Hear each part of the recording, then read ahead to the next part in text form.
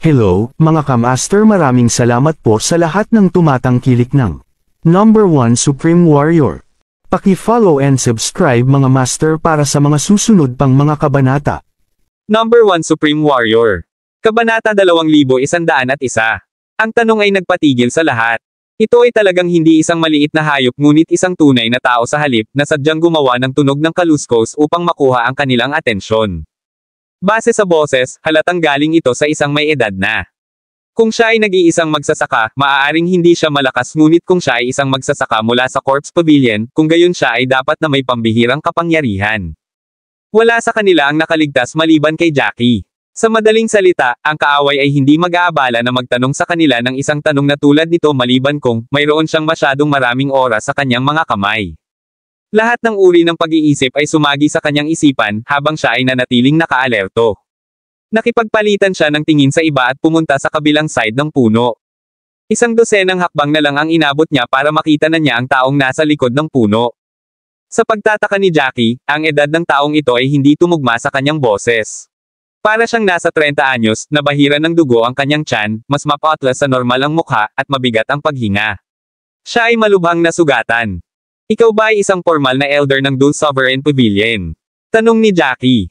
Tinanong niya iyon dahil ang kaharap niya ay nakasuot ng maitim na asul na kamiseta na may ilang nakasisilaw na begonias na nakaberde sa kanyang sinturon, at sinumang may begonia sa kanyang baywang ay isang matanda. Bukod dito, nakasuot siya ng dark blue, at ang mga elder lang ng formal na elder sa buong sect ang kwalipikadong magsuot ng dark blue na panlabas na shirt. Matapos marinig ang sinabi ni Jackie, ang iba ay sumugod. Nakita ni Albion ang lalaking nakasandal sa puno, at may bakas ng pagkagulat ang bumungad sa kanyang mga mata. Hindi ka naman siguro Elder Godfrey mula sa Dul Sovereign Pavilion, di ba? Medyo nagulat si Elder Godfrey na nakilala siya ni Albion. Lumingon siya para tingnan siya at nakita siyang naka-disciple uniform ng Thousand Leaves Sect. Mas ikinagulat niya ang nakita niya. Magkakilala ba tayo? Tuwang-tuwang kinuyam ni Albion ang kanyang kamao bilang pagsaludo. Isang taon na ang nakalipas, sa tea party na ginanap ng Thousand Leaves Pavilion, nagkaroon ako ng karangalan na makilala ka, Elder Godfrey. Bahagyang tumango si Elder Godfrey. Pumunta nga siya sa tea party na ginanap ng Thousand Leaves Pavilion noong isang taon. Maraming mga alagad sa tea party. Kahit sinong alagad, kahit na ang may kaunting lakas ay maaaring magpakita sa tea party. Mayroong maraming mga disipulo ng Deacon at ang kanilang mga mukha ay lumabo sa isa kaya natural, hindi siya magkakaroon ng impresyon na makilala si Albion. Umubo ng mahina si Jackie. Medyo nahihiya siya na siya, bilang informal na disipulo ng Dul Sovereign Pavilion, ay hindi makilala ang isang formal na elder. Ito ay hindi makatwiran, ngunit ang katotohanan ay gayon. Kung tutuusin, kakapasok lang niya sa Dul Sovereign Pavilion kanina lang. Ngayong natukoy na ang pagkakakilanlan, syempre nalutas ang panganib. Yumuko si Jackie at tiningnan ang pinsala ni Elder Godfrey, isang butas ang sinuntok sa kanyang tiyan ng isang matalim na sandata. Siya ngayon ay nagmumuni-muni, nag-aayos ng kanyang paghinga, at nagpapagaling mula sa kanyang pinsala, ngunit kahit na gayon, aabutin siya ng hindi bababa sa 3 o 4 na buwan upang ganap na gumaling mula sa isang pinsala sa antas na ito. Elder Godfrey, baka mailabas na kita rito. Huwag mag-alala, isa talaga akong disipulo ng Dul Sovereign Pavilion. Ang dahilan kung bakit hindi kita nakikilala ay ngayon lang ako sumali, desididong sabi ni Jackie. Biglang nagangat ng ulo si Elder Godfrey at tinitigan si Jackie. Baka sa kanyang mga mata ang pagbabantay at kawalan ng kakayahan. Sa wakas, nakahinga na siya ng maluwag. Ang masalimuot na tingin na ito ay medyo nakapagbigay kay Jackie. Nagulat, bakit siya mag-iingat sa akin?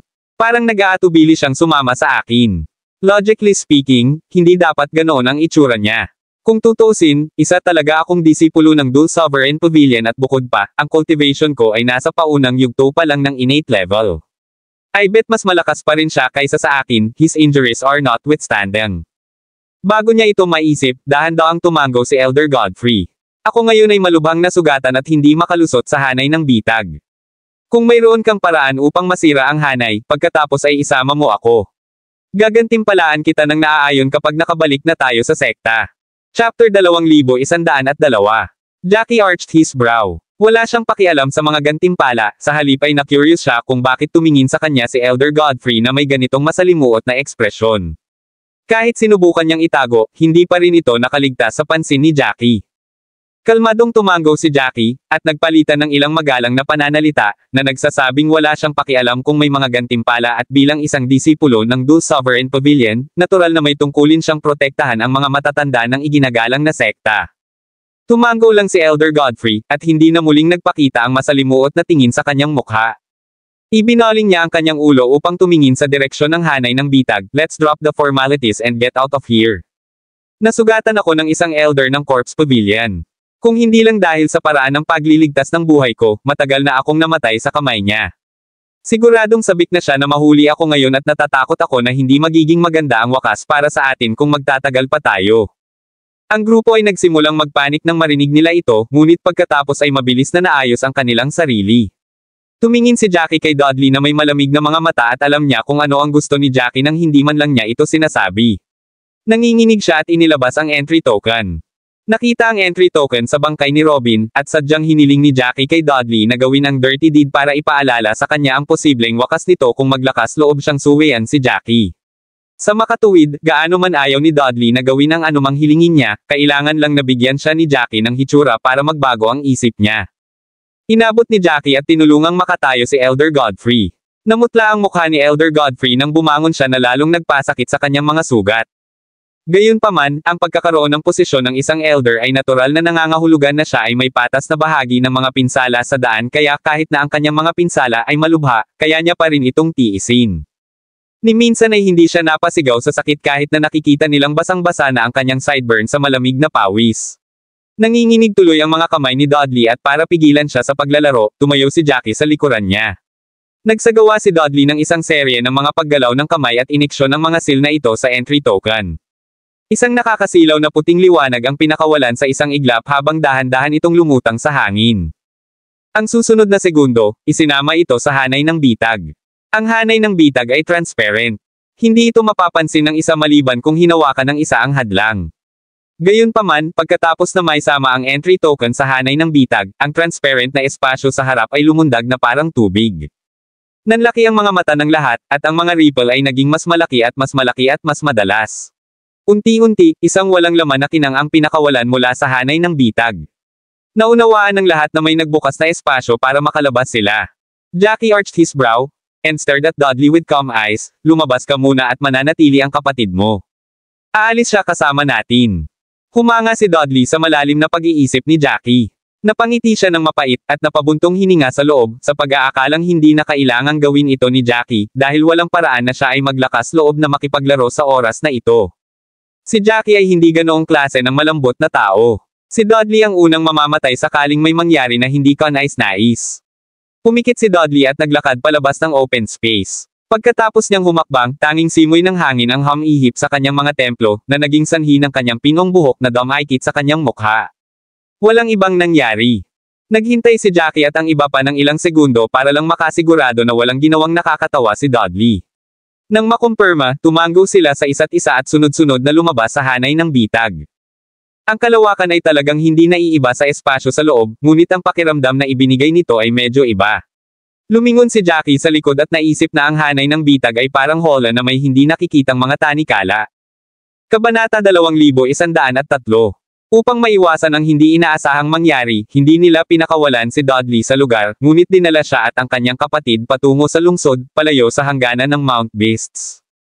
Pagkatapos maglakbay ng 5 o 6 na milya, lumingon si Jackie at tumingin kay Dudley na may nakakatakot na ekspresyon sa kanyang mukha.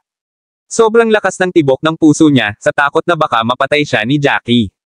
Kung tutuusin, wala nang silbi ang dalawa. Kung hahayaan nila sila, malaki ang posibilidad na magre-report sila pabalik sa Corpse Pavilion.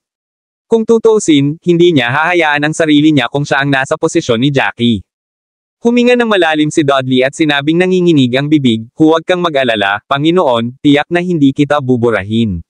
Kung tutuusin, nasa trap array pa rin ang mga iyon. Kailangan mo lang kaming iwan dito at dito muna kami mananatili bago bumalik. Medyo incoherent ang sinabi niya, dahil sa sobrang takot niya, na naging dahilan para mabilis siyang magsalita.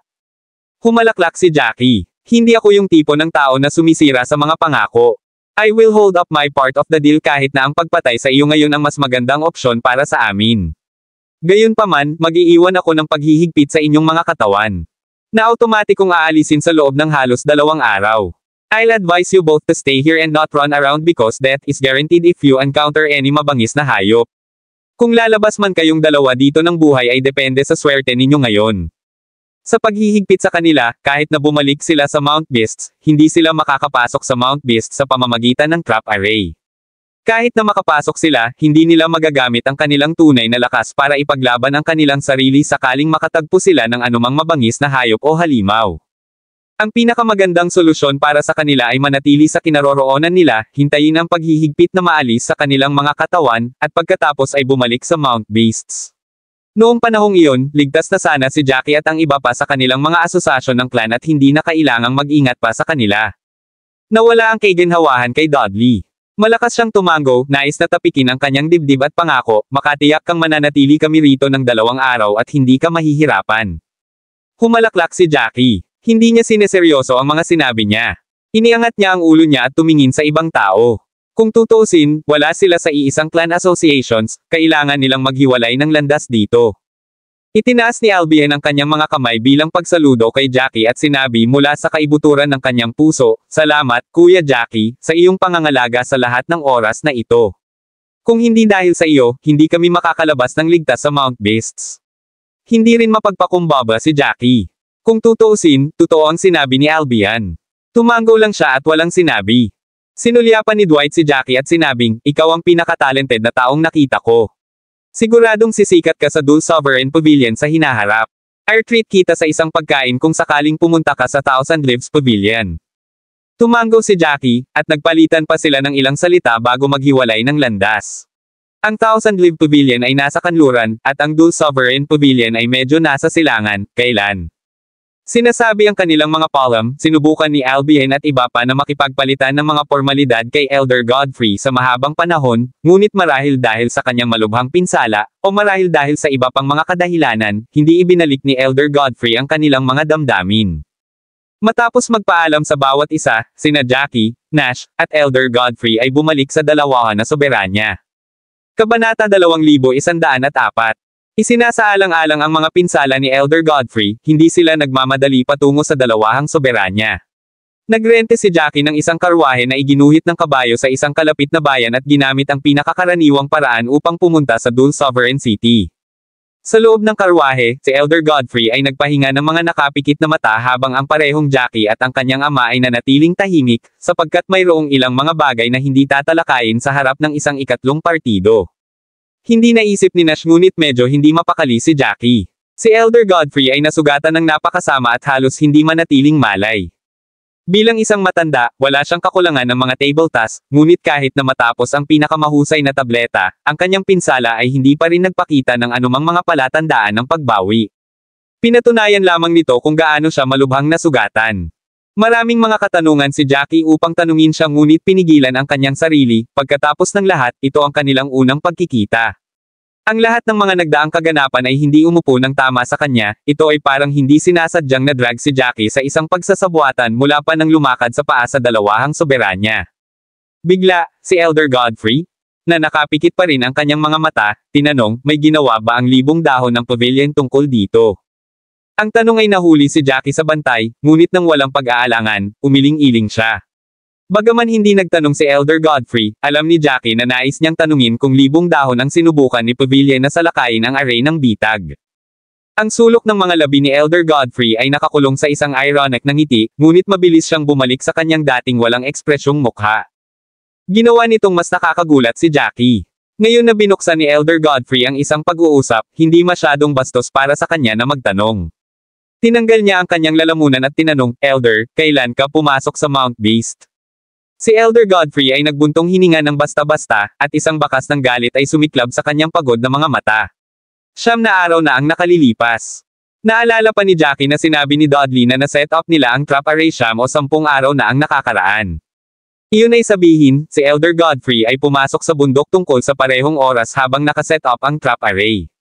Bumantong hininga si Jackie at sinabing, "Ano sa palagay mo ang mga tao ng Corpse Pavilion ay nagpaplano na gawin?" Tumahimik si Elder Godfrey matapos marinig ang tanong. Ang karwahe ay nagbabago pa rin sa inilaan na direksyon, at ang tunog ng clop-clop ay nagmula sa mga hooves ng kabayo.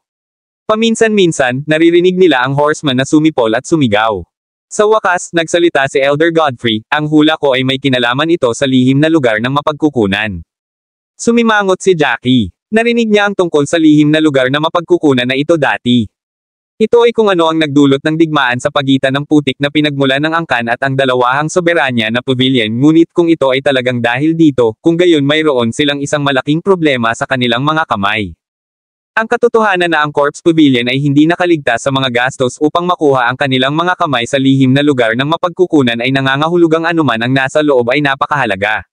Walang paraan ang libong umalis sa pavilion, bilang tunay na pinuno ng Hilaga, ay hahayaan ang dalawang mga asosasyon ng three-grade clan na makuha ito. Si Jackie ay medyo naguguluhan sa lahat ng ito, tumawa si Elder Godfrey at sinabi sa isang mababang tono, ito ay isang hulaan lamang na hinugot ko mula sa manipis na hangin. Ipinikit niya muli ang kanyang mga mata na parang ang isyong ito ay nag-trigger sa kanya. Inisip ni Jackie na pinakamahusay na ihinto ang pagtatanong sa kanya, ngunit napakaraming mga katanungan sa kanyang isip. Mamamatay siya sa pagbagsak kung hindi siya nakakuha ng mga konkretong sagot ngayon. Bukod, nababahala rin ito sa kanyang hinaharap. Pagkatapos ng lahat, ang isang miyembro ng Dual Sovereign Pavilion, isang malaking digmaan sa pagitan ng mga asosasyon ng LIPI ay walang alinlangan na makakaapekto rin sa kanya. Huminga siya ng malalim at medyo mababa ang boses niya. Kabanata 2105. Elder, maaari mo bang isipin ang isang dahilan kung bakit ang libong dahon pavilion ay hindi gumawa ng isang paglipat? Walang paraan na hindi nila malalaman kung ano ang ginagawa ng Corpse Pavilion nang magdulot sila ng napakalaking kaguluhan. Panipi. Nagbigay ng malamig na snort si Elder Godfrey. Ang snort na ito ay tumagal ng maraming lakas at ang kanyang mga balikat ay nanginginig. Huminga siya ng malalim, sa isang bid upang sugpuin ang galit sa kanyang puso. Siyempre, alam nila ang tungkol dito, at marahil ay alam nila ang tungkol dito sa isang mahabang panahon. Nang marinig ito, nagulat si Jackie. Nakikita niya ang hindi maiiwasang galit sa mukha ni Elder Godfrey. Ano ang nangyari sa kanya? Bakit siya nagagalit? Ang katotohanan na ang galit ay tila itinuro sa libong dahon ng pavilion sa halip na ang Corpse Pavilion ay naging mas nalilito siya. Siyempre, hindi tinig ni Jackie ang kanyang mga katanungan ng malakas. Pagkatapos ng lahat, siya at si Elder Godfrey ay hindi pa rin pamilyar sa bawat isa. Bagaman na-save niya ang kanyang buhay, hindi ito tulad ng paglabas niya sa kanyang paraan upang gawin ito. Sa makatuwid, hindi nakakagulat na si Elder Godfrey ay nag-iingat sa isang informal na alagad na ilang sandali ay isang estranghero lamang. Ang katahimikan ay nahulog sa loob ng karwahe muli. Walang sino man ang nagsalita ngunit ang kanilang mga saloobin ay bumagsak, at ang iba't ibang mga saloobin ay sumabog sa kanilang isipan. Nagtataka rin si Nash ngunit dahil nandoon si Elder Godfrey, hindi niya inakala na angkop para sa kanya na talakayin ang lahat ng mga katanungan sa kanyang puso kasama si Jackie. Makalipas ang mga 10 hanggang 12 oras, sa wakas ay nakapasok na ang karwahe sa Dual Sovereign City. Noon lamang binasag ni Elder Godfrey ang katahimikan. Pagbalik mo sa Dual Sovereign Pavilion, kung may magtanong, sabihin mo sa kanila na talagang isang araw ka lang nanatili sa Mount Beasts dahil natuklasan mo na ang mga halimaw na kadalasang matatagpuan sa pinakamalalim na bahagi ng bundok ay lumabas na sa periphery. Kaya, lumabas ka para lumayo sa daan ng kapahamakan. Kung tungkol sa nangyari sa pagitan mo at sa akin, mas mabuting huwag ibunyag ang impormasyong ito. Kung hindi, kalag ka rin ka dito. Kung tungkol sa kung ano yun, hindi sinabi ni Elder Godfrey, at hindi nagtanong si Jackie. Masasabi niya na sinasabi sa kanya ni Elder Godfrey ang lahat ng iyon para sa kanyang ikabubuti at ang Elder ay hindi ang uri ng makasariling tao na tanging ang kanyang sarili lang ang inaalala.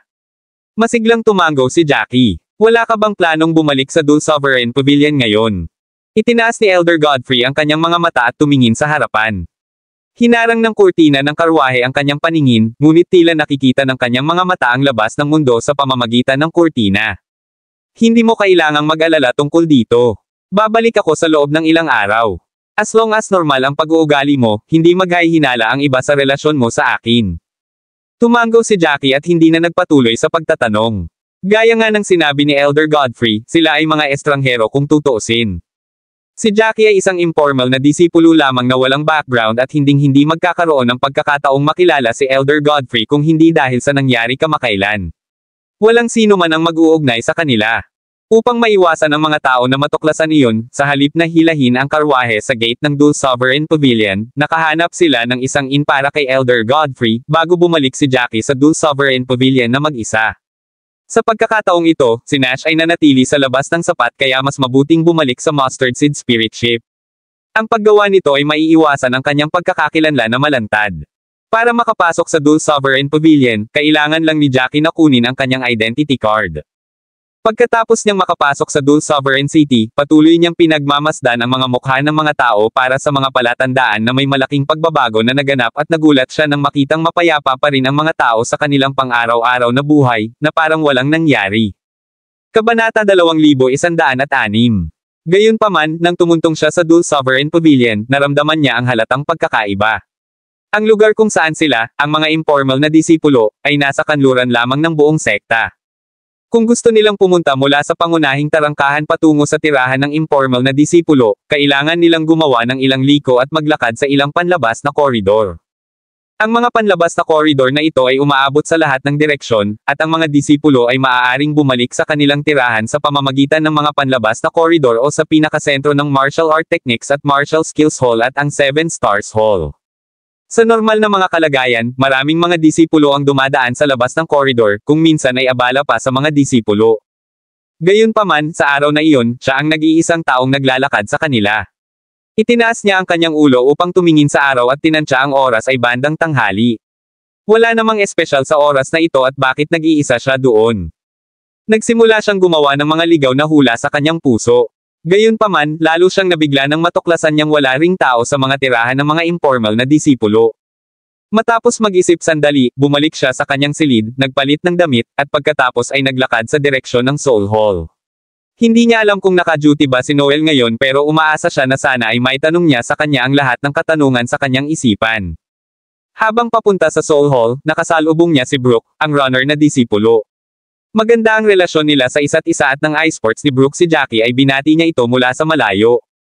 Sa oras na ito, hawak ni Brooke ang dalawang kahon na kasing laki ng brick sa kanyang kamay. Kuya Jackie, sa wakas nakabalik ka na.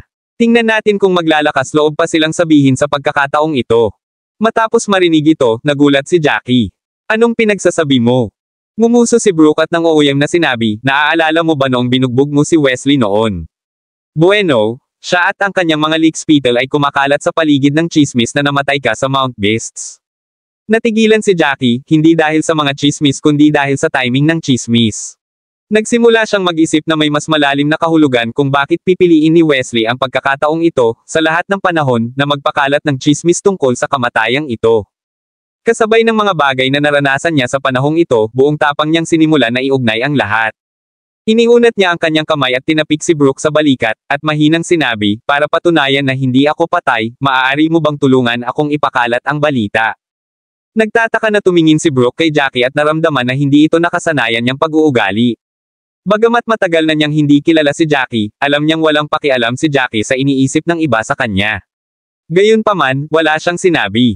Pinagdikit ni Jackie ang kanyang mga kilay at sinabing, tulungan mo akong ipakalat ang balita, at tandaan na huwag masyadong ipagkalat ito, ibig sabihin, kapag nakikipag-chat ka sa iba, ipinapasa mo ito sa isang casual na tono.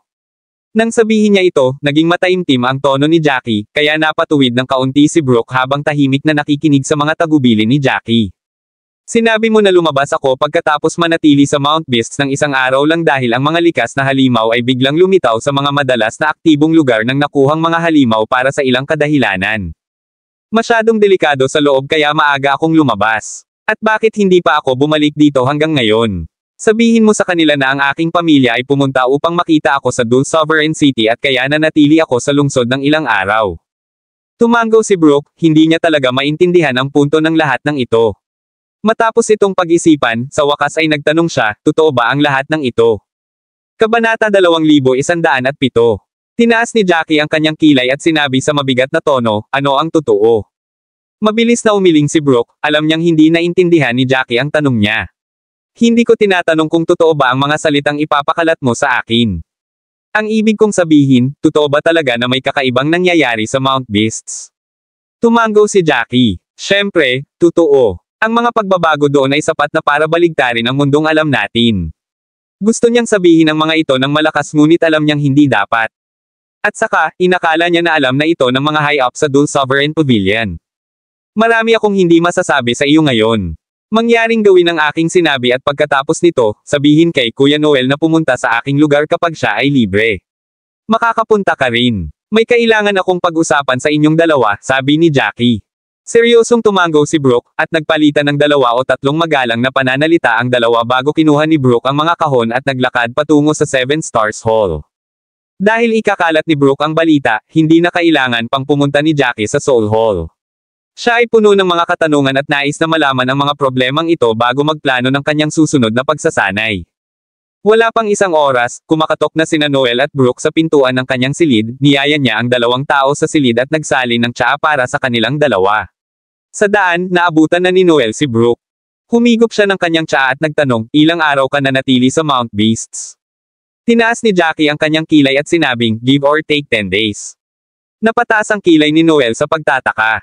Kung ganoon, bakit mo nasabi na 1 araw ka lang nanatili doon? May nangyari ba? Sa totoo lang, hindi sinasadya ni Jackie na ilihim ito, dahil pakiramdam niya ay malalaman ng lahat ang mga nangyayari doon. Gayunpaman, hindi niya direktang sinagot ang tanong ni Noel.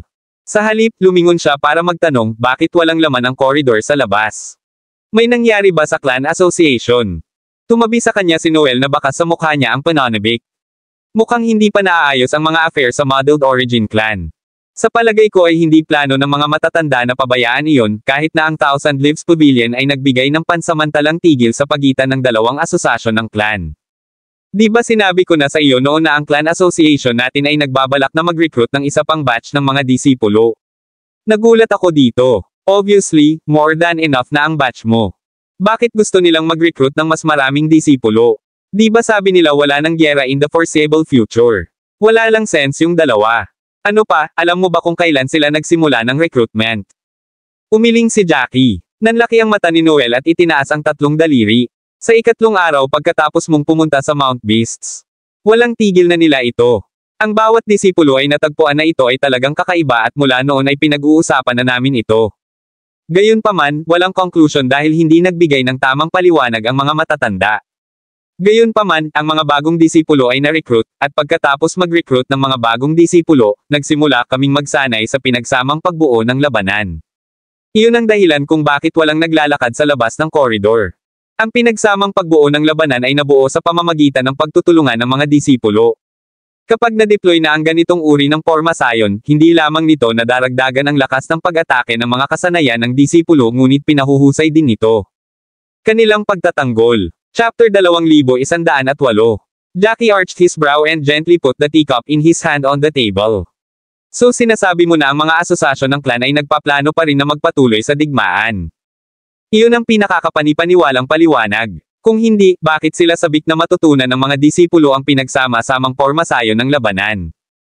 Ang lahat ng ito ay mga senyales na ang isang malakihang digmaan ay malapit ng sumiklab dahil sa panahong ito lamang magkakaroon ng pinakamalaking epekto ang pinagsamang mga pormasayon ng labanan.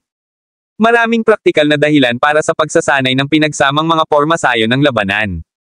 Halimbawa, kung ang isang grupo ng mga disipulo ay lumabas para sa pagsasanay, ang pagde-deploy ng pinagsamang pormasayon ng labanan ay magpapataas ng kanilang pagkakataong mabuhay sakaling makatagpo sila ng anumang panganib. Gayunpaman, ang pinagsamang pagbubuo ng labanan ay magiging pinakamabisa kapag ginamit ito sa isang digmaan sa pagitan ng mga asosasyon ng clan. Huminga ng malalim si Jackie. Hindi niya iniugnay ang paparating na digmaan sa Muddled Origins Clan ngunit sa halip ay nagtanong, sa isang nagmamadaling tono, may iba pa bang mga disipulo na pumunta sa Mount Beasts noong mga araw na nandoon ako? Lalo na ang mga alagad na kamag-anak ng formal o di-formal na matatanda. Maraming matatanda sa isang paksayon at maliban kung sila ay malinis ang puso, tiyak na tatanggapin nila ang ilan sa kanyang sariling mga disipulo sa asosasyon ng clan. Nagkatinginan sina Brooke at Noel at sabay na umiling. Pagkaalis mo, ang asosasyon ng clan ay biglang naglabas ng isang agarang utos para sa mga disipulo na magsanay ng pinagsama-samang mga pormasayon ng labanan at isantabi ang iba pang mga bagay sa kamay pansamantala, sabi ni Brooke. Sumimangot si Jackie at nagtanong, sigurado ka bang walang sino man sa mga kamag-anak mula sa isang informal o formal na elder ang pumunta o may balak na pumunta sa Mount Beasts? Ang pagpupumilit ni Jackie na masagot ang tanong na ito ay nagpagulo kay Noel at Brooke. Kumunat ang noo ni Brooke at may bigla siyang naalala. Si Elder Tony nga pala, na isang formal na elder, ay tinanggap ang kanyang pamangkin bilang isang elder disciple. 4 na araw na ang nakalipas, hiniling sa akin ng kanyang pamangkin na tulungan siyang ipagpalit ang kanyang mga kontribusyon na puntos para sa mga healing points sa 7 Stars Hall. Balak niyang pumunta sa Mount Beasts, pero makalipas ang 2 araw, nakita ko siyang muli at tinanong kung bakit hindi siya pumunta. Sinabi niya na hindi siya pababayaan ni Elder Tony. Hindi ko na itinuloy pa dahil nagmamadali akong gumawa ng isang bagay. Nagsimulang umikot ang talukap ng mata ni Jackie. Ang matandang disipulo ay napatigil sa pagpunta at walang ni isang matanda o mga kamag-anak ng matatanda ang pumunta sa bundok ng mga hayop sa panahong ito. Ito ay isang malaking problema. Bigla niyang naalala ang kakaibang ekspresyon sa mukha ni Elder Godfrey. Tila kombinasyon ng pangungutya, galit, at pagbibitiw. Ano kaya ang posibleng nangyari sa kanya para gumawa ng ganoong ekspresyon? Hindi pa banggitin ang misteryosong tono ni Elder Godfrey na kanyang sinasabi. Noong panahong iyon, may ilang hula si Jackie kung bakit ganoon ang kinikilos ni Elder Godfrey. Ngayon, masigurado siya sa kanyang mga hula pagkatapos makumpirma na ang Thousand Leaves Pavilion ay hindi gumawa ng hakbang laban sa Corpse Pavilion at bumalik upang matuklasan na ang Dual Sovereign Pavilion ay nag-recruit ng mga disipulo, at inutusan pa silang magsanay ng pinagsamang battle formation. Siya ay nanunuya at nagsabi, kahit ang isang formal na elder ay hindi makakataka sa pukano ng isang organisasyon. Ang sinabi niya ay natigilan pareho sina Brooke at Noel, at nagtinginan sila sa isa't isa kung alam ng isa kung ano ang sinasabi ni Jackie. Ayaw talagang ipaliwanag ni Jackie ang kanyang sarili pero sino pa ba kung hindi silang dalawa ang mapag-usapan niya ang bagay na ito? Ano ang alam ninyo tungkol kay Elder Godfrey? Kabanata 2109. Napatingin si Noel kay Jackie nang may pagtataka, na hindi maintindihan kung bakit bigla siyang nagtanong tungkol kay Elder Godfrey, ngunit sinagot pa rin niya ang kanyang tanong, may kabuuang 11 opisyal na elder kami. Batay sa ranking, si Elder Godfrey ang pang-11 formal na elder. Gayunpaman, siya ay medyo may talento. Ang ranggo ng mga formal na matatanda ay nireranggo ayon sa kanilang lakas. Tinatayang hindi magtatagal bago maging isa si Elder Godfrey sa nangungunang 3 formal na elder. Tumango si Jackie, at pagkatapos ng mahinang buntong hininga, ipinagpatuloy niya ang pagtatanong, kung gayon, mayroon ba sa mga formal na elder na nagkaroon ng alitan sa isa't isa? Kinuha ni Noel ang kanyang tasa at humigop. Bakit mo natanong? Paano mo pa nakikilala si Elder Godfrey? Nilinis ni Jackie ang kanyang lalamunan, hinawakan ang kanyang ilong, at sinabing, nakita ko si Elder Godfrey habang nasa Dual Sovereign City ako. Nakakatuwa ngayon na naiisip ko. Kilala ko siyang formal na elder sa paraan ng pananamit ngunit hindi ko alam kung sinong formal na elder siya. Nalaman ko lang ang pangalan niya nang sabihin sa akin ng katabi niya. Tila nasiyahan si Noel sa paliwanag at hindi na nagpatuloy pa. Sa halip, sinagot niya ang mga naunang tanong ni Jackie. Kung hinahanap mo ang dahilan ng mga salungatan sa loob ng mga formal na matatanda, ang hula ko ay ang labanan kung sino ang magiging pinuno ng samahan ng clan. Nanlaki ang mata ni Jackie. Nang makita ito, natawa si Noel. Sigurado siyang walang alam si Jackie tungkol dito at ipinagpatuloy niyang ikwento sa kanya ang buong pangyayari. Lumalabas na ang pinuno ng Dual Sovereign Pavilion ay tumatanda na at may balak na magbitiw. Pagkatapos ay mapopromote siya sa isang pinakamataas na elder na nagpapahintulot sa kanya na tumuon sa kanyang paglilinang, kaya ang posisyon ng ulo ay naging layunin ng mga formal na matatanda. Ang ulo ay palaging ang pinakamalakas na elder sa mga formal na elder at ayon sa Loika, dapat pumunta sa top ranking na formal na elder. Gayunpaman, ang relasyon sa pagitan ng 11 formal na matatandang ito ay komplikado, lalo na sa nakalipas na ilang taon, ang reputasyon ng pangalawang formal na elder ay nasa role, na ginagawang maihahambing ang kanyang lakas at prestihiyo sa unang formal na elder. May mga tao pang ang nagsabi na ang pangalawang formal na elder ay mas malakas kaysa sa unang formal na elder at ang pangalawang formal na elder ay dapat ang unang formal na elder. Kaya naman, ang balitang gustong magbitiw ng ulo ay naging fuse na pumutok sa dati ng marupok na relasyon sa pagitan ng formal na matatanda. Ang una at pangalawang formal na elder ay nag-aagawan na maging bagong pinuno sa sandaling ang matandang ulo ay nagbitiw, sa natitirang 9 na formal na elder, 4 sa kanila ang sumuporta sa unang formal na elder habang ang 4 sa kanila ay sumusuporta sa pangalawang formal na elder, naiwan si Elder Godfrey, isang bagong na-promote na formal na elder, hawak ang boto na magiging tip sa sukat. Hindi nakakagulat, ang una at pangalawang formal na matatanda ay nililigawan siya sa kani-kanilang mga koponan. Sa wakas ay alam na ni Jackie kung ano ang nakataya para sa mga formal na matatanda. Natawa siya nang may kabalintunaan at sinabing, sa madaling salita, si Elder Godfrey ang may hawak ng panalong boto kung sino ang susunod na pinuno. Tumango si Noel ngunit saka umiling. Oo at hindi. Bagamat mahalaga ang kanyang boto, napakaaga pa para sabihin na sino mang pipiliin niya ay tiyak na susunod na pinuno ngunit hanggat pipili si Elder Godfrey, ang sukat ay magiging favorable sa panig na pinili niya. Kahit si Brooke ay kayang sabihin kung ano ang nakataya para sa lahat. Biglang napagtanto si Jackie, nang maalala niya ang kakaibang ekspresyon ni Elder Godfrey at ang paraan ng pagtatanong niya kung may ginawa ba ang Thousand Leaves Pavilion tungkol sa Corpse Pavilion. Sigurado siyang matagal nang alam ng Dul Sovereign Pavilion kung ano ang nangyayari sa Mount Beasts at iyon ang dahilan kung bakit wala silang ginawa tungkol dito. Kabanata 2110. Ipapaliwanag nito kung bakit nilabag ng Thousand Leaves Pavilion ang kanilang nakagawiyang tuntunin para utusan ang Muddled Origin Clan at ang Dul Sovereign Pavilion na itigil ang digmaan sa pagitan nila. Sa isang kritikal na oras na tulad nito, pinakamahusay na pangalagaan ang kanilang mga mapagkukunan upang magamit laban sa isang mas malaking kaaway tulad ng Corpse Pavilion. Naalala ni Jackie na narinig niya ang balita tungkol sa Dul Sovereign Pavilion na gustong mag-recruit ng mga bagong disipulo bago siya umalis papuntang Mount Beasts. Mula rito, maaari niyang hulaan na alam na ng mga nakatataas sa Dul Sovereign Pavilion kung ano ang nangyayari sa Mount Beasts. Ipapaliwanag din nito ang kakaibang ekspresyon ni Elder Godfrey at ang kakaibang tono ng boses nito. Walang nagsabi sa kanya kung ano ang nangyayari sa Mount Beasts at iyon ang dahilan kung bakit siya tinambangan doon. Nag-iingat siya kay Jackie dahil isa siyang disipulo mula sa Dul Sovereign Pavilion at halatang gustong patayin siya ng ilang matataas na tao mula sa sekta. Mula noon, nagtanim ng sama ng loob si Elder Godfrey sa Dul Sovereign Pavilion. Sa wakas, nakarating na si Jackie sa mga misteryong ito. Ang natitira pang alamin ay kung sino sa partido ang gustong patayin si Elder Godfrey. Ito ba ay ang unang formal na partido ng matanda, o ang pangalawa?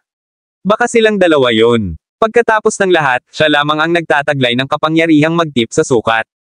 Nakakunot ang noo ni Jackie habang ang lahat ng iniisip ay umiikot sa kanyang isipan. Hindi niya alam kung ano ang dapat niyang sabihin. Nang makita ito, tumawa si Noel at sinabing, bakit napakahiwaga mo? May nangyari ba sa iyo habang nasa Mount Beasts ka? Napabuntong hininga si Jackie. Baka sakaling sabihin niya sa kanila ang lahat dahil marami na siyang na-reveal. Umupo siya at sinabi ang isang maikling bersyon ng nangyari sa kanya sa Mount Beasts. Iniwan niya ang bahagi tungkol sa kanyang tunay na kapangyarihan at siya ang nakatalo kay Robin. Walang sino man ang maniniwala sa kanya kung sasabihin niya sa kanila na natalo niya ang isang huling yugto ng likas na manlalaban sa antas. Halos lumuwa ang mga mata ni Noel habang nalaglag ang panga ni Brooke sa lupa nang matapos si Jackie. Matagal bago sila natigilan dahil sa gulat. Ang lahat ay may katuturan ngayon. Iyon ang dahilan kung bakit nais ng mga matatanda na kumuha ng higit pang mga alagad at nagsasagawa sila ng pagsasanay araw at gabi. Ito ay dahil sa isang bagay na mas nakakagulo kaysa sa Muddled Origin Clan ay umaaligid sa ating mga ulo. Sabi ni Noel sa paos na boses. Ang kanyang mukha ay nagdilim at ang tasa ng tsaa sa kanyang kamay ay nanginginig, na nagpapadala ng mga alon ng maliliit na alon sa ibabaw ng tsaa. Napabuntong hininga si Jackie at walang sabi-sabing, huwag kang mag-alala. Kakailanganin ng Corpse Pavilion ng mas maraming pagsisikap at oras upang makarating dito. Magiging ligtas kayong dalawa basta't lumayo sa larangan ng digmaan. Kabanata 2111. Walang imik na tinitigan ni Noel si Jackie bago inilibot ang paningin sa kanya. Naririnig mo ba ang sarili mo? Ang pagpunta sa digmaan laban sa Muddled Origin Clan at pagpunta sa digmaan laban sa Corpse Pavilion ay ganap na naiiba, okay. Ang isa ay kapantay namin at ang isa ay isang 4th grade clan association. Sa ngayon, hindi na natin sasabihin kung gusto nating pumunta sa battlefield dahil pipilitin nila tayong pumunta for sure. Nagtaas ng kilay si Jackie at defensive na sinabing, hindi naman tayo partikular na pinupuntirya ng Corpse Pavilion. Magkakaroon din ng iba pang mga asosasyon ng clan na lalaban din sa kanila. At saka, ang target nila ay alisin muna ang Thousand Leaves Pavilion, ibig sabihin sila ang magiging pangunahing puwersa sa usaping ito habang tayo ay gaganap lamang bilang mga taga-suporta. Nagkibit balikat si Noel na walang magawa ngunit ang mga labi niya ay nakadikit sa isang mahigpit na linya. Mas musmos ka pa sa inaakala ko. Oo, ang Thousand Leaves Pavilion ang magiging pangunahing puwersa ngunit sa palagay mo ba ay isasakripisyo nila ang kanilang mga alagad para protektahan tayo? Huwag na kayong magtaka kung pretuhin nila kami na parang mga pawn. Kahit anong mangyari, tayo ang malas. Bilang isang informal na disipulo, maaaring hindi ako malaki ang maitutulong sa digmaan ngunit hindi ito nangangahulugan na maaari akong sumalungat sa mga utos kung ako ay ipinadala bilang kumpay ng kanyan. Isang tuyo at mapait na pakiramdam ang kumalat mula sa bibig ni Noel hanggang sa kanyang buong katawan, na nagparamdam sa kanya ng nakamamatay na hindi komportable. Tinapik ni Jackie ang kanyang kilay at tinapik siya sa balikat. Para bang hindi niya naiintindihan ang nararamdaman ni Noel. Hindi pa nagsisimula ang digmaan. Sinabi ko sa iyo ang lahat ng ito upang maihanda mo ang iyong sarili. Pagdating ng panahon, ikaw lang ang makakapili ng landas na pinakamainam para sa iyo, ani Jackie. Hindi alam ni Noel kung matatawa o maiiyak sa narinig. Nagkibit balikat siya at sinabing, tama ka. Pero anong magagawa ko? Paano ko tatalikuran ang sarili kong samahan ng clan sa oras ng pangangailangan? Maaari ko ring talikuran ang aking pagkakakilanlan bilang isang informal na disipulo at matawag na duwag. Napabuntong hininga si Brooke. Bilang isang runner na disipulo, ang kanyang presensya ay karaniwang hindi kailangan sa larangan ng digmaan ngunit gayunpaman, malaki ang posibilidad na may padala siya doon kung ang samahan ng clan ay naging desperado. Kung gayon, siya ay walang iba kundi kumpay ng kanyan. Ang pag-iisip tungkol dito ay nagparamdam sa kanya na siya ay itinapon sa kumunoy, habang siya ay nagpupumiglas, mas mabilis ang kanyang kamatayan. Inis na ibinagsak ni Noel ang tasa ng tsaa sa mesa. Puno ng galit ang kanyang mga mata. Ano ang iniisip ng mga bastos na iyon mula sa Corpse Pavilion? Bakit sinisira ang kapayapaan ngayon? Hindi pa ba sapat na sila ang maghari sa Timog? Bakit kailangan nilang pumunta dito para manggulo? Hindi na kailangang malito at hindi na kailangang tanungin ang kanilang katalinuhan. There must be a reason for them to go through all this effort and my guess is, it has something to do with the secret resource place, medyo daw na sabi ni Jackie. Pagkatapos, bigla niyang iniangat ang kanyang ulo at same time na nagtanong, ano ang alam ninyong dalawa tungkol sa lihim na mapagkukunang lugar? Kailangan nating ipagpalit ang lahat ng impormasyong mayroon tayo para malaman natin kung bakit ang Corpse Pavilion ay nagpapatuloy sa lahat ng ito at kung bakit ang Thousand Leaves Pavilion ay walang ginagawa tungkol sa kanila. Kumunat ang noo ni Noel at nag-isip bago sumagot, actually, I have no idea what. Nabalitaan ko lang na ang Secret Resource Place ay may maraming kayamanan at mapagkukunan at parehong gustong kunin ng Dul Sovereign Pavilion at Modeled Origin Clan ang lugar para sa kanilang sarili. Sa makatuwid, ang digmaan. Ngunit siguro, ang mga bagay na iyon ay hindi dapat maging napakahalaga, kung hindi, bakit hindi ito ang kinan ng Thousand Leaves Pavilion para sa kanilang sarili? Bilang pinuno ng hilaga ng West Cersei State, ang Thousand Leaves Pavilion ay hindi lamang nagkaroon ng malakas na impluensya ngunit sinakop din ang karamihan ng mga mapagkukunan, upang sila ay patuloy na umunlad at umunlad. Kabanata 2112. Gaya ng nabanggit ni Noel, kung ang lihim na mapagkukunang lugar na ito ay lubos na mahalaga, ang Thousand Leaves Pavilion ay tiyak na hindi papayagan ang dalawang third-grade clan associations na makipagkompetensya para dito, tiyak na kukunin nila ito para sa sarili nito.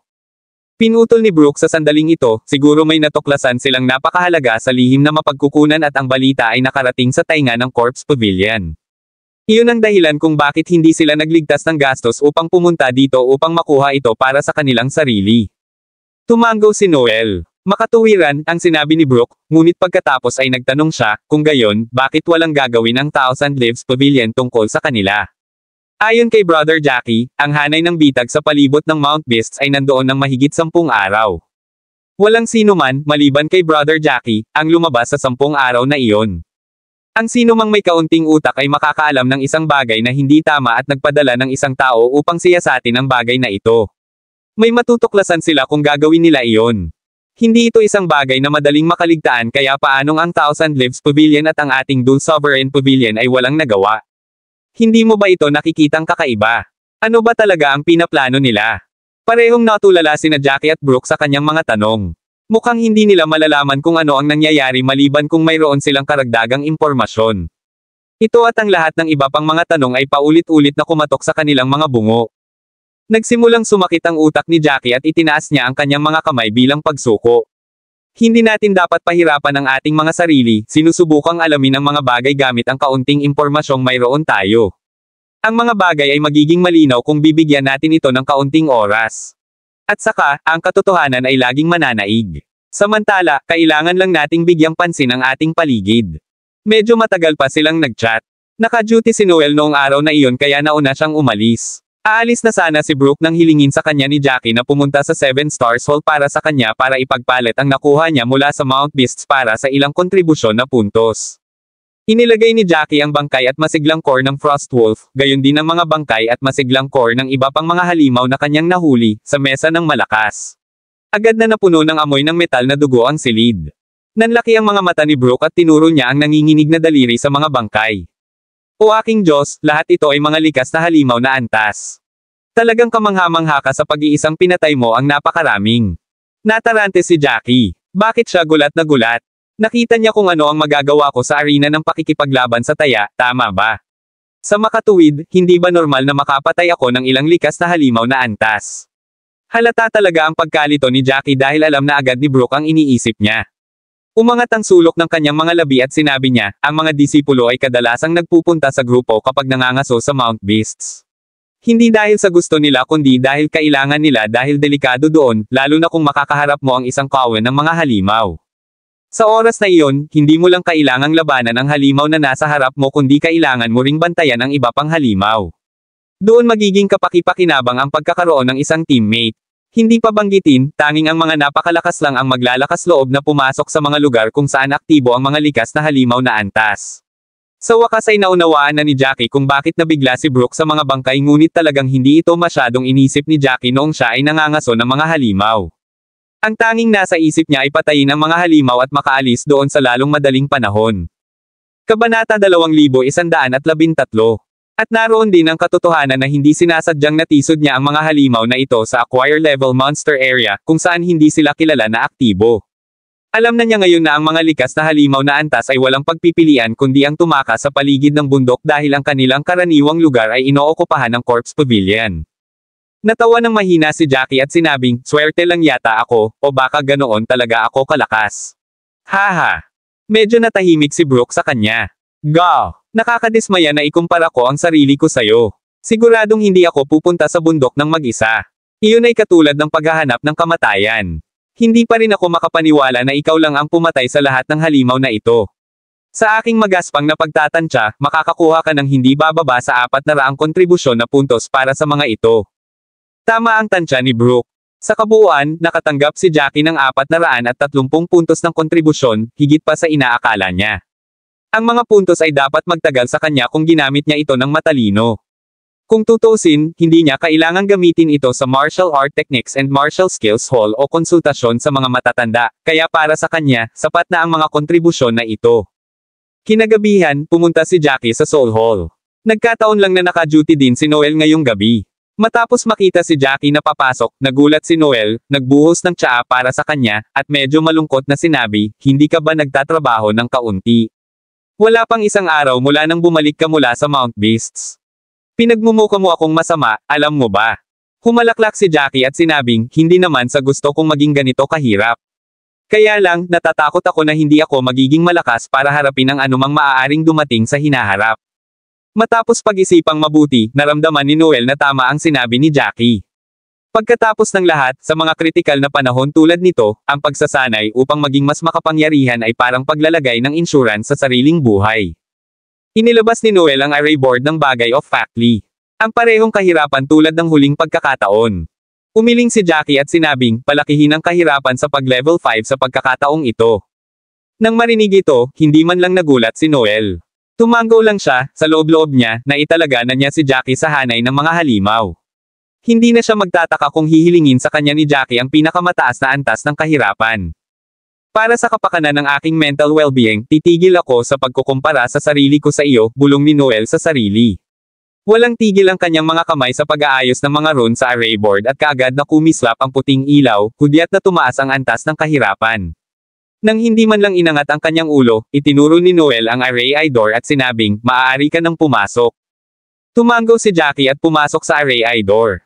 Nang makapasok na siya, naramdaman niya ang pamilyar na pakiramdam habang binalot siya ng dilim. Parang nilalamon ang lahat at maging ang oras at buhay ay nawala ng kahulugan doon. Kabanata 2114.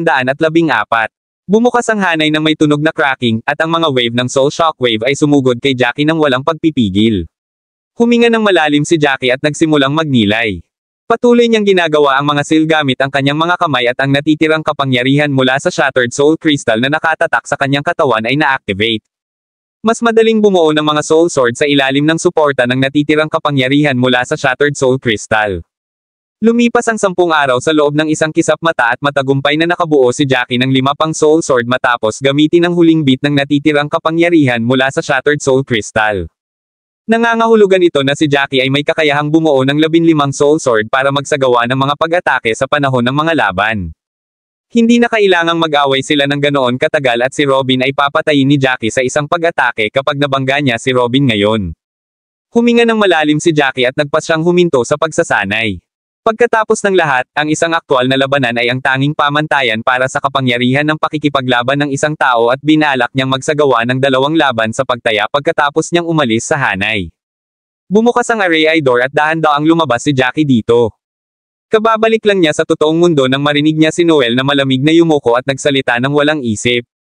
Ano ang kinalaman nito sa akin?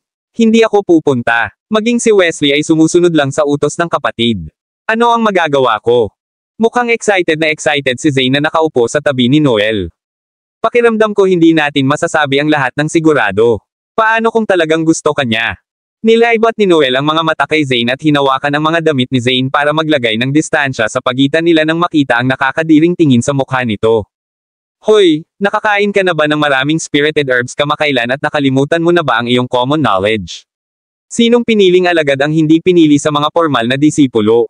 Ang mainit na talakayan ay lumaki sa pagitan ng dalawang iyon na wala ni isa sa kanila ang namalayan na ang array door ay bumukas at si Jackie ay lumabas sa hanay.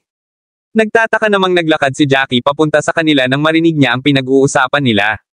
Sino ba talaga ang may gusto? May kapatid si Wesley. Ang biglaang pagkaputol ay ikinagulat ng dalawa sa diskusyon at halos mapatalon si Zane mula sa kanyang kinauupuan. Kumunat ang noo ni Noel at nagsalita na may baluktot na ekspresyon sa mukha. Jackie, pusa ka ba? Ni hindi ka gumagawa ng ingay kapag lumalabas ka. Sinusubukan mo bang takutin kami hanggang sa mamatay kami? Nagkibit balikat si Jackie na walang magawa. Hindi ninyo narinig ang malakas na tunog ng bumukas ang array door at sinisisi ninyo ako kung bakit hindi ako nakatunog kapag kayong dalawa ay tutok na tutok sa inyong diskusyon. Sige, huwag na tayong mag-hover sa mga walang kwentang bagay na ito. Ipaalam mo muna sa akin, ano ang iyong pinag-uusapan? May kapatid ba si Wesley? Hinailan ni Noel ang isang upuan sa tabi niya at pinaupo si Jackie. Hindi tinanggihan ni Jackie ang kilos at nagbuhos ng isang tasa ng tsaa pagkatapos umupo. Simula noon, ipinalagay na ni Noel si Jackie bilang kanyang malapit na kaibigan at sinimulang sabihin ang lahat ng kanyang nalalaman. Matapos marinig ni Jackie ang buong kwento, nagsalita siya ng matigas. Ekspresyon ng mukha niya. Ang ibig mong sabihin ay kumukuha ng disipulo si Elder Godfrey at ito lang ang napili niyang disipulo. Tumango si Noel at sinulyapan si Jackie na may makahulugang tingin sa mga mata. Habang nasa tabi pa rin nila ang runner na disipulong si Zane, hindi niya maituro ng tapat ang mga bagay-bagay. Ayun, nagulat din ako dito. Naalala ko minsang sinabi ni Elder Godfrey na hindi siya kukuha ng sinumang disipulo. Nagtataka ako kung bakit ang biglaang pagbabago ng isip ngayon. Huminga ng malalim si Jackie ngunit walang sinabi dahil sari-saring ideya ang tumatakbo sa isip niya. Kabanata 2115. Hindi alam ni Zane ang tungkol sa isyu ni na Jackie at Elder Godfrey. Kaya naman, medyo mausisa siyang nagsalita, pakiramdam ko ay pinabayaan na ni Elder Godfrey ang mga bagay-bagay. Noong nakaraan, nakatutok siya sa pagsasanay. Ngayon, pakiramdam niya ay magiging masyadong boring ang kanyang buhay kung magfo-focus lang siya sa training. Tiyak na hindi ito kasing gantimpala ng pagkuha ng isang disipulo at pagtuturo sa taong iyon ng lahat ng nalalaman niya, novel drama. Inilibot ni Noel ang mga mata kay Zane. Hoy, maaari mo bang itigil ang paghula kung ano ang nasa isip ng matanda sa iyong sariling mga iniisip? Kung tutuusin, baka may kanya-kanya silang agenda. Napatawa ng mariin si Zane. Tama ka. Sa ngayon, si Elder Godfrey ay naging isa sa mga formal na elder, at batay sa ating mga patakaran, dapat natin siyang tawaging Elder 11. Karaniwang hindi nila tinutugunan ang kanilang mga formal na nakatatanda sa kanilang mga apelyido. Sa halip, tinutugunan nila ang mga ito batay sa kanilang pagraranggo. Sa ngayon, si Elder Godfrey ay nasa ika-11 pwesto kaya dapat nila siyang tawaging Elder 11. Ilang saglit na natulala si Jackie bago siya biglang nagtanong. Kumusta naman ang suporta ni Wesley, Elder Sayer?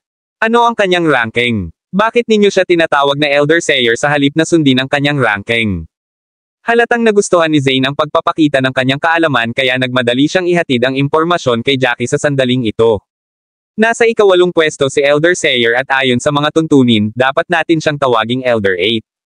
Gayunpaman, hindi nagustuhan ni Elder Sayer ang pangalang ito sa hindi malamang dahilan at talagang napupuot siya kapag tinawag siya ng iba bilang Elder 8. Kaya naman, tinatawag siya ng lahat bilang Elder Sayer para hindi siya masaktan. Hindi napigilan ni Jackie na magtaas ng kilay nang marinig ito.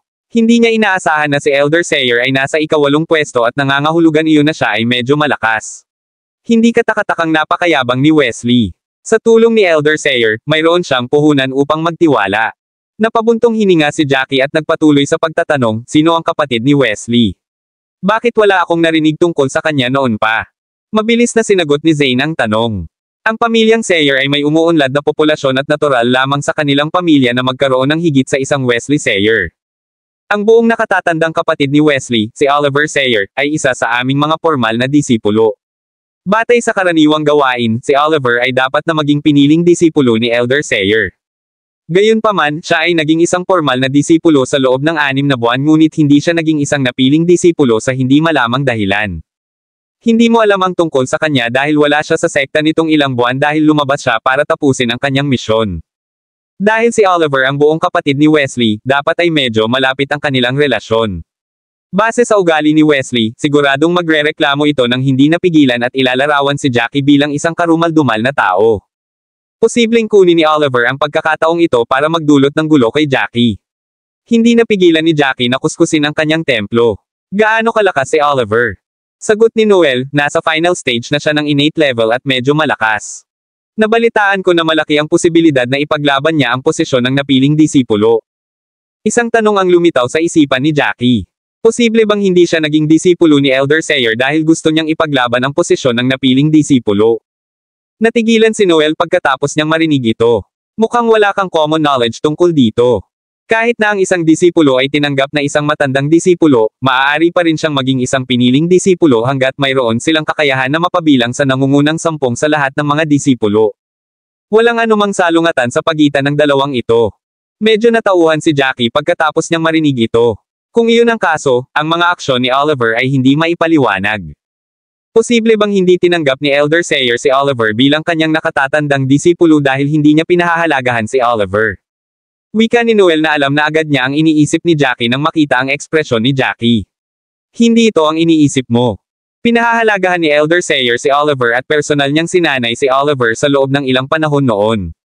Nagtataka rin tayo kung bakit hindi niya tinanggap si Oliver bilang kanyang alagad. Sa simula, pinag-usapan pa namin ang bagay na ito ng ilang araw.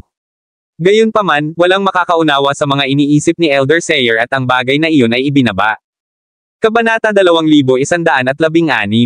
Dahil ang bagay na ito ay nagdulot ng napakalaking sensasyon, maraming formal na disipulo ang sabik na subukan ito. Pumikit ang mga labi ni Noel sa isang walang magawa, nakakainggit ng ngiti. Kaming mga informal na disipulo ay nakamasid lamang sa eksena, ang mga pagkakataong tulad nito ay hindi mangyayari sa atin. Gayunpaman, nararamdaman ko na lahat ay maaaring maging huling disipulo ni Elder 11, maliban kay Oliver.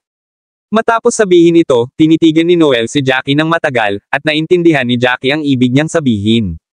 Bilang buong kapatid ni Wesley, tiyak na masusuklam si Oliver kay Jackie, sa nakikitang malalim na mga hinaing sa pagitan nila ni Wesley.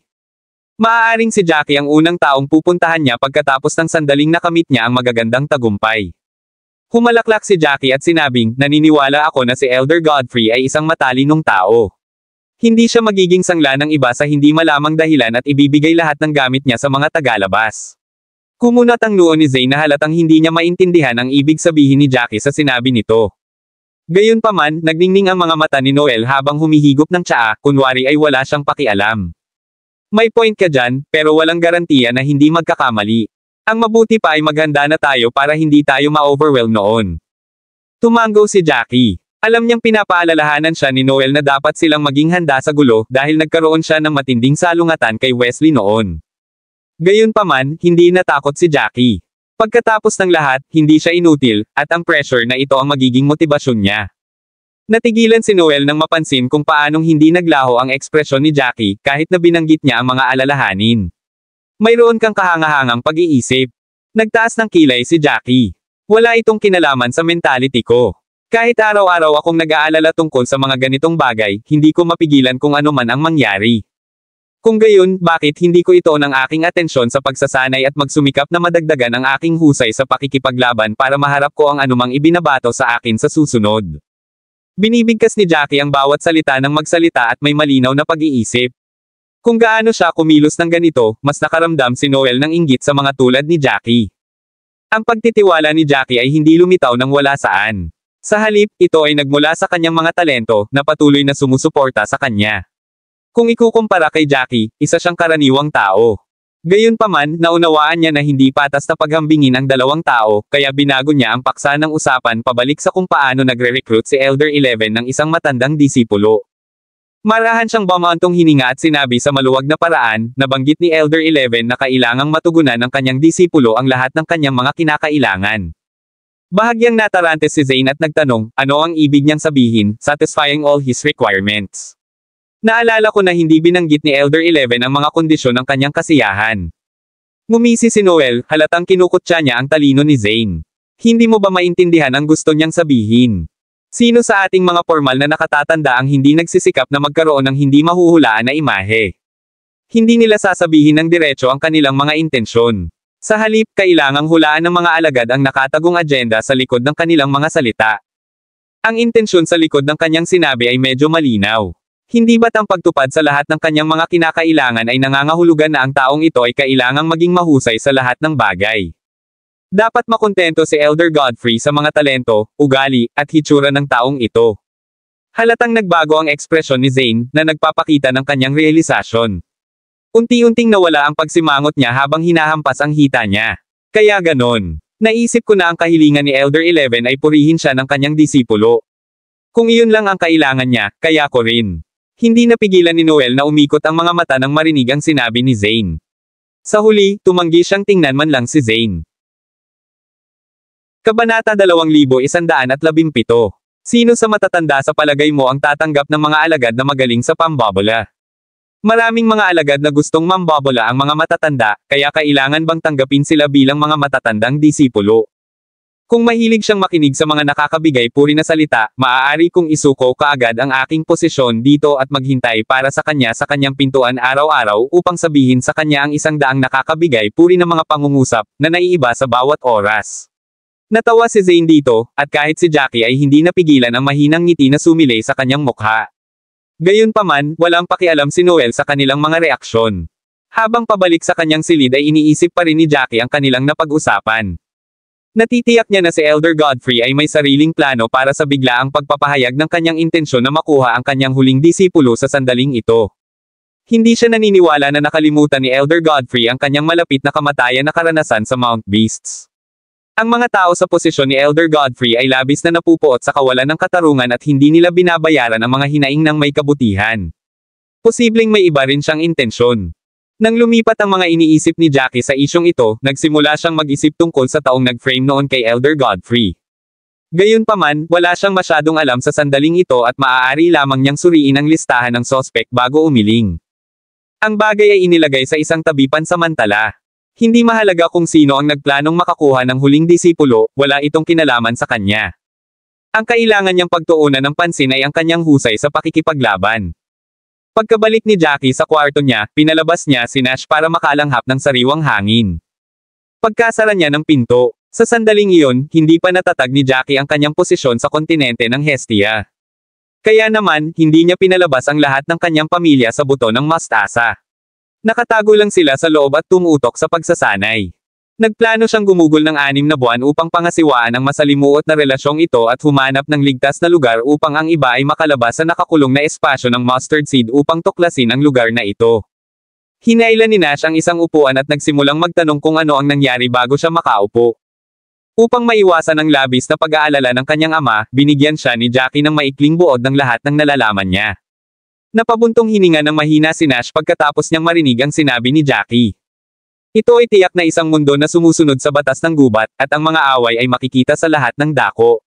Ang moralidad ng publiko ay hindi tulad ng dati, kaya kailangan mong maging lubhang maingat. Tumango si Jackie. May sasabihin pa sana siya para aliwin ang ama ng nagpatuloy si Nash. I don't agree with you, share this with Noel and that runner disciple, Brooke. Bagamat mga kakilala mo sila, hindi kami makatitiyak na ang iba ay hindi magtatanong tungkol sa iyong balita sa pamamagitan nila. Kung nagbebenta sila ng balita tungkol sa iyo sa iba, hindi ba't ang iba ay magpapaplano laban sa iyo? Pinag-isipan na ito ni Jackie. Hinaila din niya ang isang upuan at umupo bago nagsalita sa pananahimik na tono, to be honest, hindi ko sinabi sa kanila ang lahat, at ipinaalam ko lang sa kanila ang mga bagay na kailangan nilang malaman. Tuldok. Maghihinala lang sila sa akin kung hindi ko sasabihin. Kung tutuusin, sa kanilang dalawa lang ako makakakuha ng impormasyon. Kung hindi ako nagsalita at humingi lang ng impormasyon, lalo silang maghahinala sa relasyon namin ni Elder Godfrey. Mas mabuting gumawa ng dahilan at hayaan silang magkaroon ng ganoon. Bukod doon, sa tingin ko ay hindi nila kayang imbestigahan ang relasyon namin ni Elder Godfrey.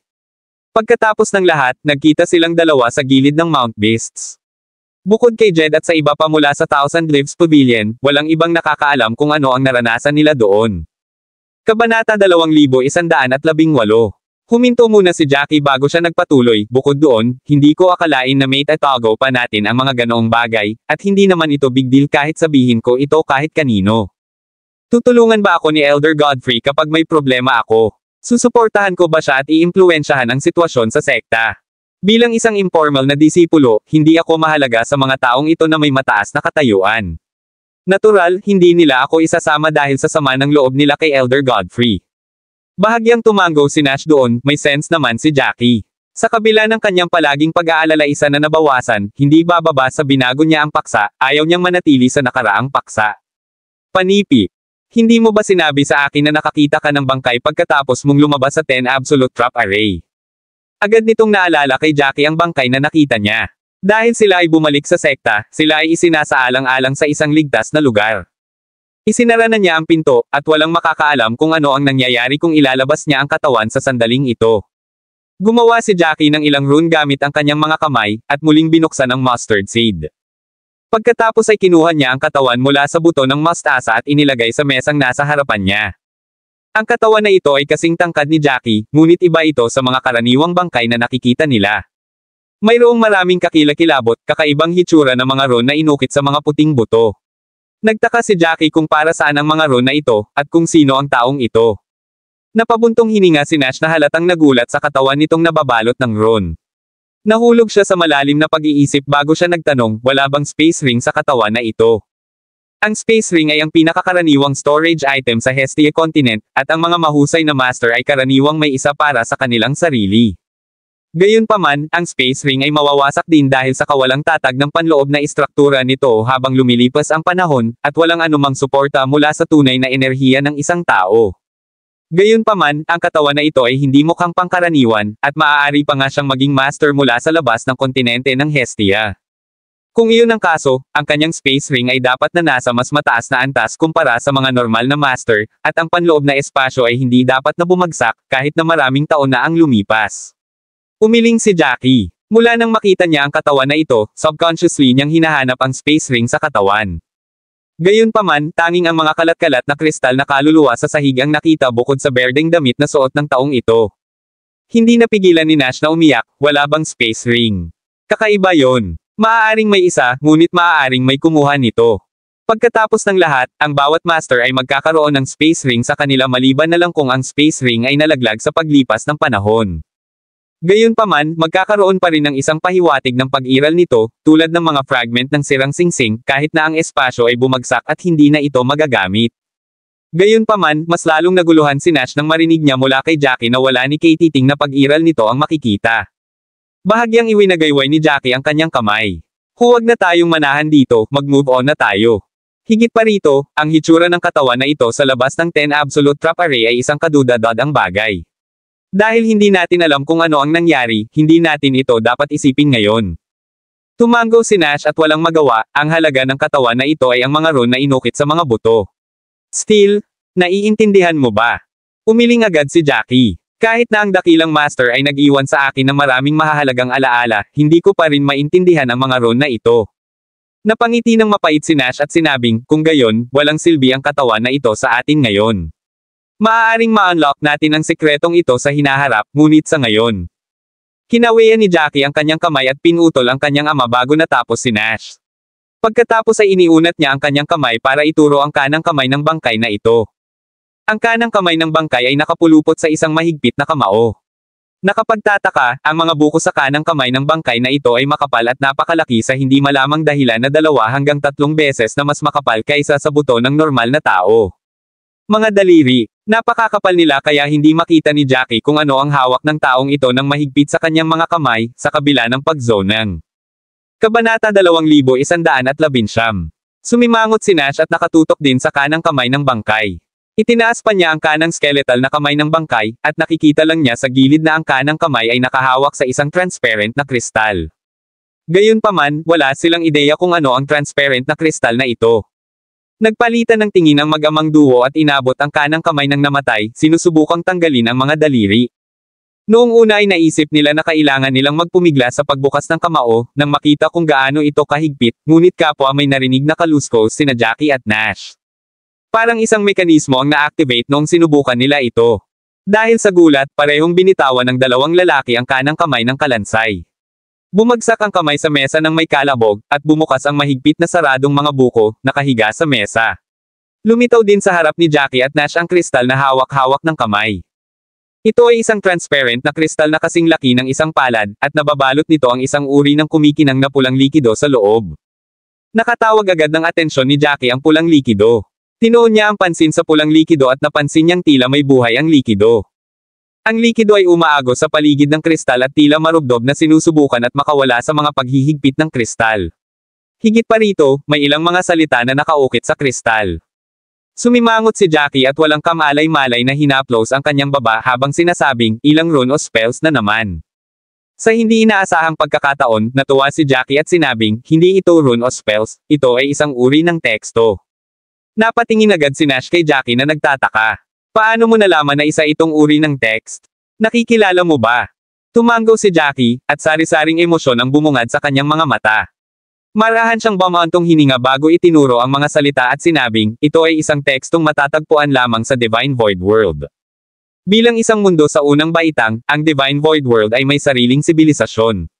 Kaya naman, iba ang wika at mga tekstong ginagamit nila sa atin. Ang mga salitang inukit sa kristal ay mula sa Divine Void World, at halos nangangahulugan ito na ang pulang likido sa kristal ay isang patak ng dugo mula sa Ancient Eclipse Dragon. Nanlaki ang mata ni Nash sa gulat. Ito ang dugo ng dragon. Tumanggaw si Jackie na may seryosong ekspresyon sa mukha. Dugo ito ng dragon, walang duda. Gayunpaman, ito ay hindi ang dugo ng isang purebred na dragon, ngunit isang sangay ng Dragon Clan, ang Ancient Eclipse Dragon. Anuman, ito ay dugo ng isang gawa-gawang hayop. Deklare ni Jackie, tila nanginginig ang boses ng magsalita. Kabilang sa mga alaala na iniwan sa kanya ng dakilang master, mayroong isang pagpapakilala ng angkan ng dragon. Ang Dragon Clan ay isang malaking lahi, at puro mga lahi lamang ang napakalakas. Ang ilan sa mga purong lahi ay nagkaroon pa nga ng lakas na maihahambing sa pinuno ng mga angkan ng Divine Void World. Ang Ancient Eclipse Dragon ay hindi maituturing na purong lahi, ngunit minana nila ang 70% ng dugo ng Dragon Clan. Sila ay itinuturing na isang mas malakas na sangay sa gitna ng angkan ng dragon at maaaring tawaging mga gawa-gawang hayop. Ang dugo ng mga halimaw na hayop na may mataas na husay sa pakikipaglaban ay itinuturing na mahalaga dahil maaari nilang dagdagan ang lakas at potensyal ng isang tao pagkatapos ng pagsipsip, lalo pa ang dugo ng mga gawa-gawang hayop. Ang dugo ng isang mythical beast ay hindi lamang naglalaman ng malaking halaga ng totoong enerhiya, ngunit naglalaman din ito ng mga talento at kakayahan ng hayop. Ang bawat mythical beast ay may kani-kanyang eksklusibong talento at kakayahan. Naalala niya na ang mga talento at kakayahan ng Ancient Eclipse Dragon ay ang kontrol nito sa mga batas ng kalawakan. Kabanata 2120. Sa pag-iisip nito, sinabi ni Jackie, kung maa-absorb ko itong patak ng makalangit na dugo, mapapabuti ko ang aking Divine Void Heavenly Path. Ang martial art technique na ginawa ni Jackie ay ang Divine Void Heavenly Path, at ito ay tungkol sa kontrol sa mga batas ng kalawakan. Ang patak ng dugong ito mula sa Ancient Eclipse Dragon ay naglalaman ng mga talento at kasanayan ng kontrol ng halimaw sa mga batas ng kalawakan. Kung maa-absorb niya ang patak ng dugong ito, mapapabuti ang kanyang kontrol sa mga batas ng kalawakan. Sa gitna ng excitement ni Jackie, biglang sumingit si Nash, don't you think that this is quite strange? Nagtaas ng kilay si Jackie at naguguluhan na tumingin kay Nash. Marahan na bamaantong hininga si Nash bago siya nagpaliwanag, ang unang bagay ay ang Scattered Soul Crystals, at ngayon ay ang dugo ng Ancient Eclipse Dragon na naglalaman ng mga batas ng kalawakan. Parang sadyang inihanda ang dalawang item na ito para sa iyo, at nagkataon na kailangan mo ang mga ito. Hindi mo ba naisip na ito ay masyadong nagkataon? Isang tingin ang lumipas sa mga mata ni Jackie, at bahagya siyang tumango. Parang nagkataon lang, pero hindi ito ang coincidence na sinasabi ni Nash. Itinuro niya ang mga salita sa kristal. Hindi ko iniisip na ito ang iniisip mo. Dahil ang mga tekstong inukit sa kristal na ito ay mga salitang ginagamit lamang sa Divine Void World, kung gayon ang taong ito ay maaaring nanggaling sa mundong iyon. Ang martial art technique at martial skill na ginagawa ko ay nagmula sa Divine Void World. Kung ganun, kaklan ako ng taong ito. Parang hindi nagkataon na may mga bagay siya na kailangan ko. Napangiti ng mapait si Nash at sinabing, paano ko nakalimutan ang tungkol dito? Dahil ang mga salitang inukit sa kristal ay ginagamit lamang sa Divine Void World, ang taong ito ay dapat kahit papaano ay konektado sa lugar na iyon. Kung ganoon nga ang kaso, hindi ito nagkataon, kung gayon. Nangangahulugan din ba ito na ang 10 Absolute Trap Array sa ilalim ng Cliff of Sorrow ay mayroon ding uri ng koneksyon sa Divine Void World? Matagal na nag-isip si Jackie at sumagot, hindi ako sigurado tungkol doon. Gayunpaman, sa tingin ko ay may dahilan kung bakit lumitaw ang katawan na ito sa labas ng 10 Absolute Trap Array. Kung sila ay konektado pagkatapos ng lahat, ito ay tiyak na isang malaking misteryo. Nagtataka lang ako kung may kinalaman ba ito sa malaking sakuna na nagpunta sa Divine Void World.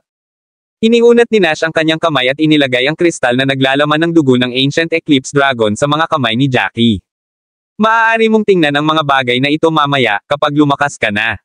Sa ngayon, dapat kang tumuon sa pagpapataas ng iyong mga kakayahan.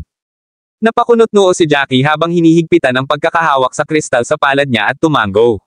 Sa sandaling ito, may biglang kumatok sa labas ng pinto, na sinamahan ng mga apurahang tinig. Senior Brother Jackie, nandyan ka ba? Si Brooke iyon. Kasunod nito ay narinig din ang boses ni Noel na nagmumula sa labas ng pinto, saan pa kaya siya? Sa ngayon, nananatili siya sa maliit niyang silid na ito o bumibisita sa Soul Hall. Dahil hindi namin siya nakita sa ibang lugar, siguradong nasa loob siya. Pero anong ginagawa niya? Humalaklak si Jackie habang iniimbak niya ang katawan at sinash pabalik sa mustard seed. Pagkatapos niyang gawin iyon ay inayos niya ang bahagyang nakakalat na mesa bago niya binuksan ang pinto. Anong nangyari? Sumenya si Noel gamit ang kanyang baba. Mag-usap tayo sa loob. Naintindihan din ni Jackie na hindi convenient para sa kanila na mag-usap ng bukas. Tumabi siya at pinapasok silang dalawa sa kwarto niya. Halatang pamilyar na sila sa kwarto ni Jackie habang nagsasalin sila ng tsaa at naupo sa mga upuan sa silid. Pagkatapos lang niyang humigop ng tsaa nagsimula na si Noel, ang gulo na ng sitwasyon sa labas, at nagpapahinga ka pa sa kwarto mo. Nakuha ng kanyang mga salita ang atensyon ni Jackie. Anong nangyayari sa labas? May naglantad ba ng usapin tungkol sa Corpse Pavilion, at hiniling sa amin na sumali sa larangan ng digmaan? Maraming salamat mga kamaster sa walang sawang pagsusubaybay, isang like, share, and subscribe naman dyan mga kamaster. Abangan ang susunod pang mga kabanata.